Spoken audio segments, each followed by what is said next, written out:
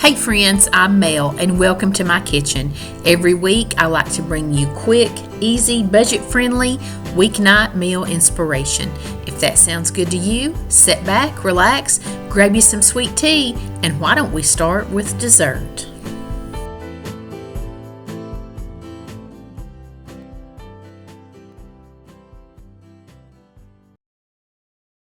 You ever have something in the back of your pantry that's just staring you in the face for like a year? See this? This is Christmas. We have 4 boxes of these. My daughters love these. And these are still good, still good.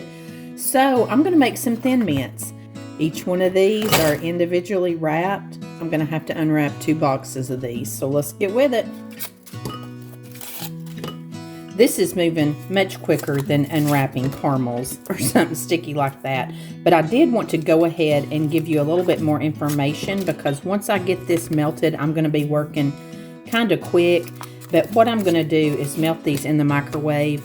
I'll start with about 30 seconds and then stir them and then go 10 or 15 seconds at a time until they're completely melted. The only other ingredient is a sleeve of Ritz crackers. Now the recipe did say if you had the low sodium, if you could get those, that worked great. But if you just have regular, which is what I have, to dip them upside down. You don't want the salt to interfere with how the cookie's going to turn out looking. Got this all melted down. You want to stir it up really good to get all the little mint part. You want to make sure that's not like showing. To the naked eye, it doesn't look like there's a lot of salt on here, but if you hold this just right, you can see that. So I am going to take their advice and I'm going to dip mine upside down. Put a little over the top. Oh, look how pretty.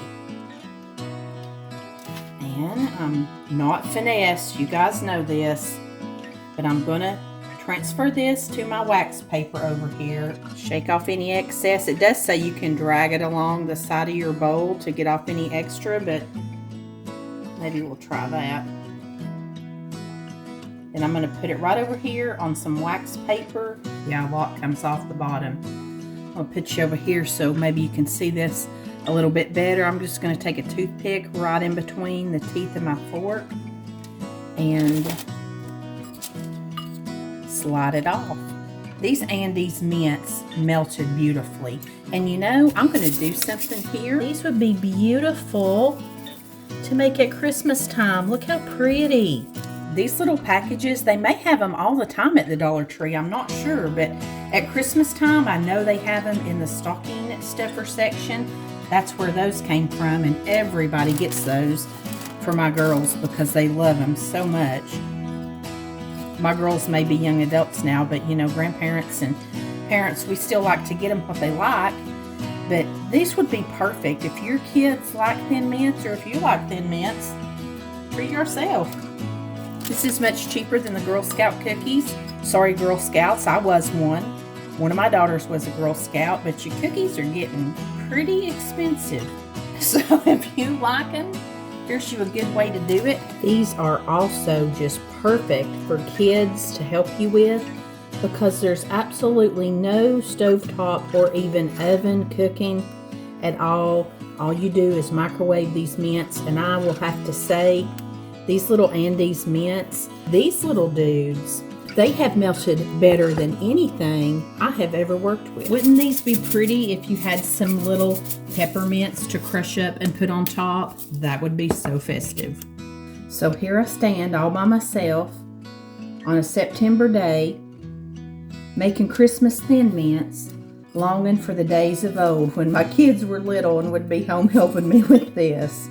Y'all, cherish every day. Cherish every day. Every stage is beautiful and a blessing in its very own way. At one time, I had some cute little fall cookie sprinkles, you know, with leaves and pumpkins and stuff like that. But I guess we've used them all. That would be so pretty. So very pretty on this brown chocolate. But I don't have any of that. So we'll just make some right like this to celebrate the now. And we're going to put these in the refrigerator and let them set up for about 15 minutes, and then we're ready to try them. Here they are, right out of the refrigerator, nice and cooled. There are my perfect looking little plain ones. I am so proud of that. I feel like a real professional here. Those look really good. And over here's the little tray that I got inspired with my Christmas sprinkles. Some of the best inspiration for quick, easy Christmas snacks to make with kids, all that kind of stuff. Those things come to me year round. If I don't do it while I'm thinking of it and document it, I may not remember it when the time comes. I would highly suggest this for anybody with littles or who just likes mints. Now let me give them a try. If you close your eyes, this tastes just like a Thin Mint. The chocolate, the mint, the crunch, it is all there, friends. This is my kind of treat right here. Quick, easy, simple, and delicious. No fuss, no fail, no headaches here. So if you've not guessed by now, this week's video is a pantry freezer clean out. So let me show you what I'm digging into this week, guys, and don't judge. If you're new here, I'm not a Pinterest perfect kind of gal. Lots of you guys have wanted to see my pantry. This is my pantry. I've got a crock pot out cooking in it right now. This makes no rhyme or no reason to anybody else but my little messed up mind. But this thing is huge. It goes all the way back. And let me show you how deep it is. Yeah, see, it's pretty deep. So I've got this up in here. This is crazy pants too. Got snacks, got appliances, cereals, pans, pastas, flour, sugar, all that. So as you can see, I have a lot to work with. Freezer number 1. This is the inside freezer. I mean, I got stuff. I got stuff for days. I got this drawer. Yeah, there's all kinds of goodies in here. Y'all, I'm just keeping my head above water. I don't know about you, but if I had all the time in the world, I might have a perfect pantry, perfect freezer. But you know what I wouldn't have? A family that was fed, or a YouTube channel with you. I wouldn't have any of that if I kept all this perfectly arranged. I also wanted to let you know that tonight's video is a collab with a new friend of mine. Her name is Kirsti Pickens. She is from Arkansas, and you're going to love her channel. I'll have Kirsti's video in my description box. Be sure and check it out when you're done here. And if you're coming over here for the first time from Kirsti's, thank you for stopping by. Kirsti and I both do a lot of the same kind of videos, what's for dinners, grocery hauls, and her video today is also a big pantry clean out. I hope you enjoy it, and let's get back into cleaning out my pantry. I got a few more night's meals to show you. This dish has all the things I love about a great Tex-Mex casserole. We're going to start with a can of cream of chicken soup and about 3 or 4 cups of shredded chicken. This is some chicken I cooked up in the crock pot all day with just some salt, pepper, garlic powder. Into my cream of chicken soup, I'm going to go ahead and mix in 1 pack of taco seasoning. I just decided to mix it into the soup rather than try to make sure all the chicken was coated with that powder. You could also use a rotisserie chicken or just grilled chicken, any kind of leftover chicken that you have. I'm also adding in a can of black beans. I have rinsed and drained those, and also a drained can of corn. Throwing in a can of rotel that I have also drained. I'm going to put in also just about a cup of sour cream and a cup of shredded cheese. If I had been really smart, I would have mixed in that sour cream with the taco seasoning and the soup as well. It mixes in fine, but that just would have been one little easier step, I think. After all that is mixed together really well, you are going to put it in a greased 9x13 pan. You can see this makes a rather large casserole. This was great to take and reheat for lunch leftovers at work. Once you get it all spread out, we're just going to go back over the top with a little bit more cheese. The recipe did not say to do that, but I felt like it needed it. And these little Santa Fe tortilla strips, we have bought these strips to go on salads before, and I have never had this flavor, which was really good on top of this casserole. I did bake this for about 30 minutes uncovered in a 350-degree oven. You can see my strips got just a little bit extra done in a few places, so you might want to cover it if your oven gets really hot like mine does. This was the most wonderful flavor. We had this for family dinner night. And like I said, this has all the things that I just love about Tex-Mex. I just made a package of the Knorr Mexican rice for our friends here that like rice. This was so good. We all loved it. This was such a wonderful casserole. It was warm. It had the flavors that we love. Very versatile. You could, substitute different things that you like in and out of this. This is reminiscent of some of the other Mexican casseroles I've tried, but there are just a million different variations, and I love them every one. Now we're going to make some hog-backed baked potatoes. When I do my baked potatoes, I just like to scrub them really good and poke them with a fork. I rub them with a little olive oil, put some sea salt on them, and bake them up in the oven. I'm just kind of showing you here how I have done a little assembly line to make this go a little bit quicker for us. And I'm actually making my potatoes in the crock pot today.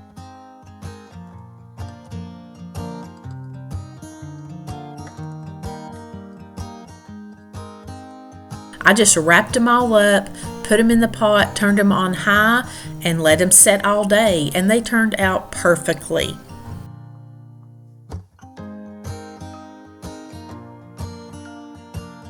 If you've been here before, you know I always end up with a lot of leftover barbecue. My husband loves his smoker, and he always blesses us with plenty of good food. So I am just taking some of the leftover pork butt. Tonight we're using some of this Rufus Teague Honey Sweet Barbecue. This was the first time I believe that we had used this. It was very good. And I'm just taking some of that leftover pulled pork, mixing some sauce into it, and I'm just going to reheat it in the microwave. And that's all I had to do tonight whenever I got home. The baked potatoes were perfectly done, having been in the crock pot. So we just split them open. We've got a local barbecue place here in town, and they make these and call them hog-backed potatoes. And they put all the fixings on them just like this. We did butter and sour cream, did some cheese in this pork barbecue. If you had some green onions or even red onions would be super good on this, or some Velveeta cheese sauce, bacon bits. I didn't even think about bacon bits. That would have been great. But this is a wonderful way to use up some pulled pork rather than just doing sandwiches or the regular, pork, beans, coleslaw, that kind of stuff. Just kind of puts a new twist on the meat and potatoes. But this is absolutely delicious. If I just have a little bit of chili left, I also like to do it on top of baked potato this same way. I think this is one of our favorite ways to do leftover pulled pork. I had also bought a couple packages of some pizza crust that we had not used up yet. So the first thing I'm going to do is just fix these crusts up according to the package directions. Super easy. If I can do it, you can do it. You just put a half a cup of hot water into the package mix and just stir it with a fork until it's blended, and then it will begin to form a little dough ball.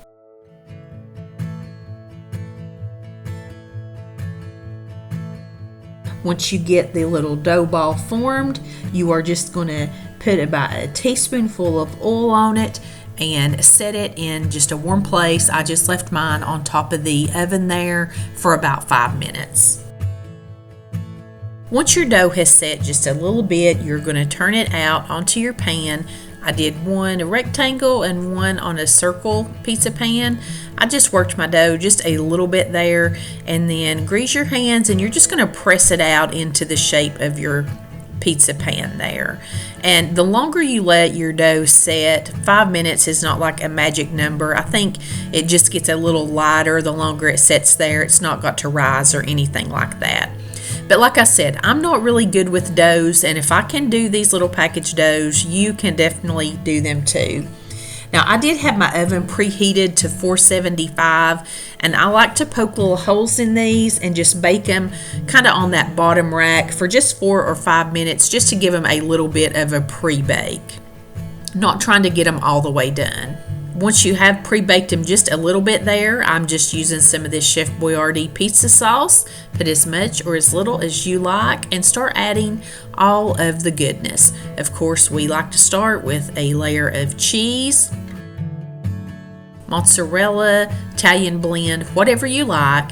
And I do always like to sprinkle the top of my cheese with some Italian seasoning. I like the color and the flavor that it adds to it. I think that little just extra step there really adds something to it. Now ours, we used just some pepperoni, and I had some pork breakfast sausage that I had kind of cooked and scrambled up.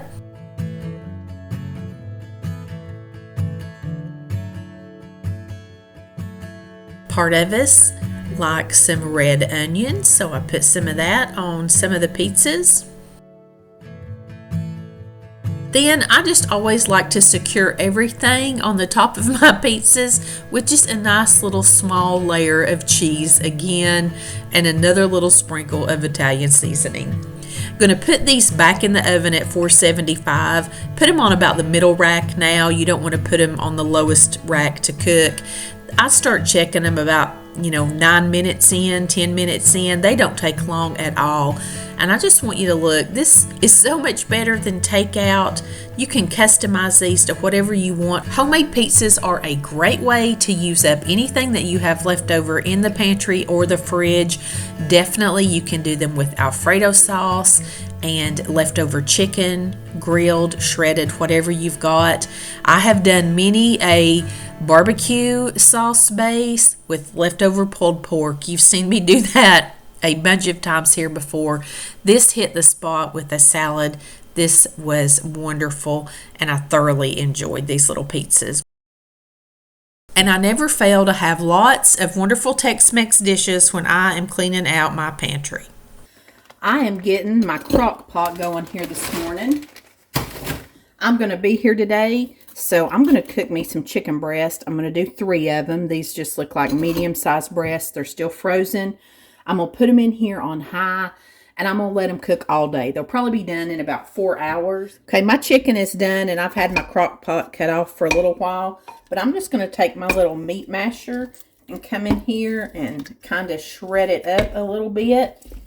And then I've got some oil heating up over here on top of the stove, and I'm just going to transfer it over into that, and we're going to put some more seasonings and some other stuff with it. Feels like my pan is pretty hot, and I am going to go ahead and soften up these bell peppers and get this garlic going a little bit before I put my chicken in, because I know that my chicken is good and done. Go ahead and put just a little bit of garlic in here, and this is a whole red bell pepper.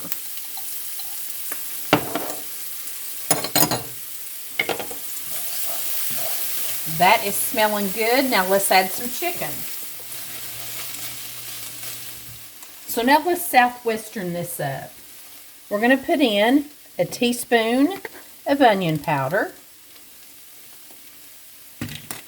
a teaspoon and a half of chili powder,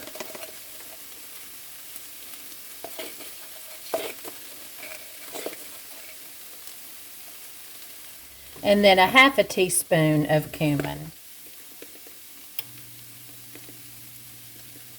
Get it all kind of combined here.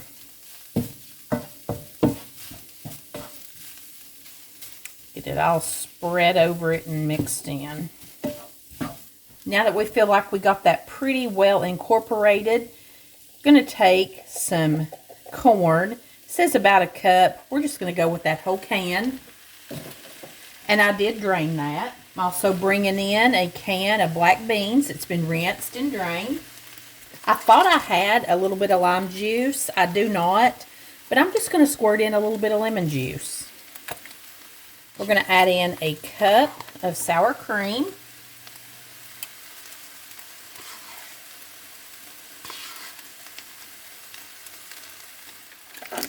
And I have 4 ounces, half a block of cream cheese. I'm going to chunk that up just a little bit, and we're going to put that in.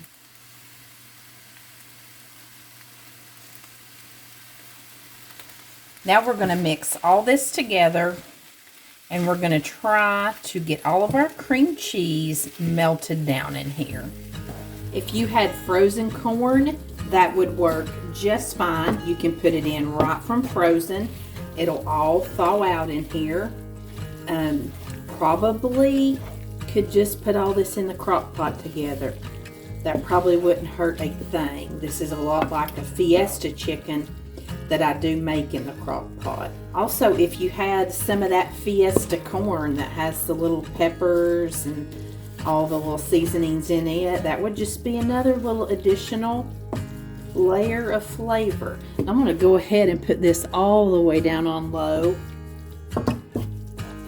As a matter of fact, I think I'm just going to cut it off because it's plenty warm through and everything looks like it's incorporated. This has beautiful colors, lots of veggies in it. And now we're just going to take a cup of cheddar cheese. We're just going to mix that in and stir it in a little bit. Now we're going to take, I did 2 green onions here. I think it calls for like 1/4 of a cup, but I just did 2. That's kind of what I had. And we're going to mix all that in together. Then we will assemble our wraps, and they got a special little twist to them that we absolutely love. I'm just using a regular flour tortilla here, like a burrito sized, and you can use a flat out, a spinach wrap, just whatever you like. Use it. I did set the filling like off of the stove eye for just a few minutes. I want to serve this warm, but I did want to let it, not be just steaming hot when I put it on here. You can eat this cold. It's very versatile. You can do lots of things with it. It would be great over rice. You could just eat it with chips. Whatever, just use your imagination. Now the thing that we love about this is using these crunchy tortilla strips in it. This Santa Fe flavor, we don't normally get this, but we thought that would be really good. They are tasty, but on a salad, we just didn't like them. You can see they've got a lot of flavor on them, and it's good flavor, but we would just rather have the plain corn flavor on top of our salad. But I do think it would complement this really well.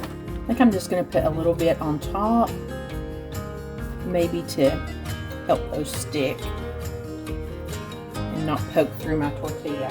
Here's the scary part. I hate folding these or rolling them, especially on camera. I think I'm just going to roll this one. I think I'm just going for the roll today. You want to roll them as tight as you can. This is always the scariest part for me, but I believe this one has rolled up okay. Cut down the middle and let's take a look. Oh yeah, that is pretty. Lots of color, lots of flavor, veggies, all kinds of good stuff in there. We had a little bit of white queso cheese and some chips and salsa to go along with this on the side. I love these little wraps so much. They're wonderful right when you make them, and they're nice and hot. I love to have it as a dip. I like to eat it on top of chips, and this is also a perfect filling to make quesadillas with. There are so many things you can do with this. It's also good if it's cold. I'm not picky about that at all, and I loved finishing off that bag of the Santa Fe tortilla strips. They were the perfect complement to this. If you enjoyed this video, I would absolutely love it if you would subscribe and come back every week. If you're new here, be sure and introduce yourself in the comments and go give Kirsti's video a look and let her know that I sent you. I'm going to leave another video up on the screen that I think you'll enjoy this week. And until next time, I send you love from my kitchen.